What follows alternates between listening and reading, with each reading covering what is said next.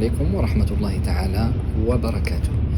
Alors on se rapproche rapidement de la moitié du Ramadan. Attention, donc il faut toujours rester concentré. C'est le moment où le maximum de musulmans, ils se relâchent et ils commencent à vivre un peu dans une routine de Ramadan, mais malheureusement c'est pas la bonne routine. Donc c'est important de se ressaisir et de rester selon le programme qu'on s'est dit au début, les objectifs, chacun des objectifs. Qu'est-ce que tu attends de ce Ramadan? Alors aujourd'hui, on va se concentrer sur un hadith de Nabi alayhi salatu wassalam.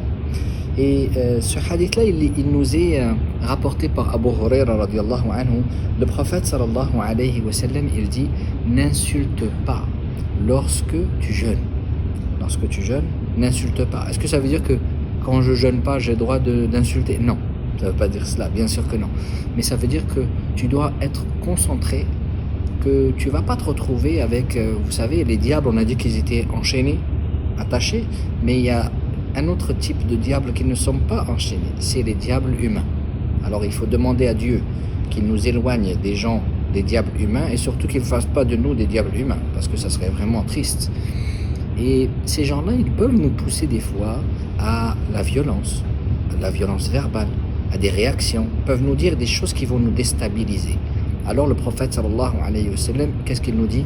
Reste calme, contrôle ta langue. Et il nous dit: n'insulte pas lorsque tu jeûnes. C'est ça qu'il nous dit, le Nabi alayhi salatu wa sallam.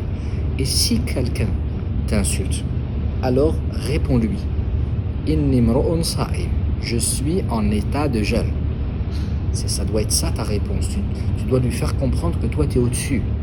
Tu es au-dessus, c'est pas de l'orgueil, c'est que toi, dans ton comportement, tu t'interdis de tomber dans les saletés, les mauvaises paroles. Toi, tu veux rester pur, tu veux rester propre. Alors, si quelqu'un t'insulte, dis-lui: certes, je jeûne. Et ensuite, le prophète, sallallahu alayhi wa sallam, nous donne un autre conseil qui va dans le même sens, c'est-à-dire le comportement du jeûneur. Et qu'est-ce qu'il nous dit? Et il nous dit: et lorsque tu es debout, alors assieds-toi. Lorsque tu es debout, assieds-toi. Ça, c'est le meilleur conseil qu'on peut donner à quelqu'un qui est énervé. Tu es énervé, tu deviens tout rouge et tu as envie d'exploser, peut-être de dire des choses qui te dépassent pour blesser l'autre. Alors là, le prophète sallallahu alayhi wa sallam, qu'est-ce qu'il te dit? Il te dit: assieds-toi. Donc, il faut aller plus loin dans cette réflexion.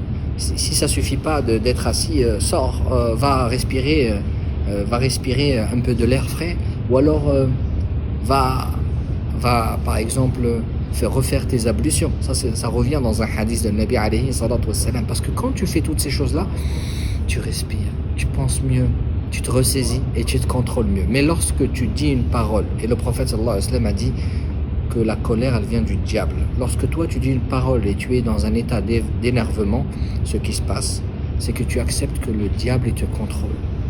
C'est triste. Nous, on veut être contrôlé par Allah subhanahu wa ta'ala, pas par le diable. Et que lorsque toi tu fais cela, tu fais cet effort, tu te contrôles, alors Allah subhanahu wa ta'ala aime cela. Et l'ange, il répond pour toi. Alors, quelle est la question du jour? Tout d'abord, la dernière séance, je vous avais posé une question.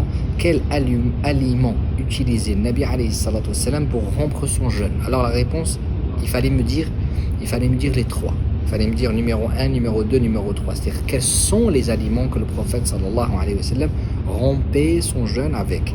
La première, c'est la date fraîche. Et s'il ne trouvait pas les dates fraîches, c'était les dates qui étaient sèches. Et s'il ne trouvait pas les dates sèches, alors c'était quelques gorgées d'eau, comme nous est rapporté dans le hadith de Abu Daoud, quelques gorgées d'eau. Alors, quelle est la question du jour? La question du jour, quelle est l'invocation du jeûneur qu'on a vu ensemble? On a vu le dua du prophète sallallahu alayhi wa sallam, qu'est-ce qu'il disait lorsqu'il avait rompu son jeûne. Alors je veux que vous me l'écriviez, soit en arabe ou soit en phonétique, pour avoir les points. Ok, alors vous avez le droit d'être aidé par vos parents. Alors l'idée c'est quoi? C'est que vous appreniez cette invocation. C'est ça que je veux de vous, c'est que je veux que vous appreniez cette invocation, Inch'Allah. Pourquoi? Parce que quand on apprend des invocations d'un prophète, ou alors les invocations des anges, ou alors l'invocation du Coran, ou alors l'invocation des prophètes, on se rapproche d'Allah subhanahu wa ta'ala. Wassalamu alaikum wa rahmatullahi ta'ala wa barakatuh.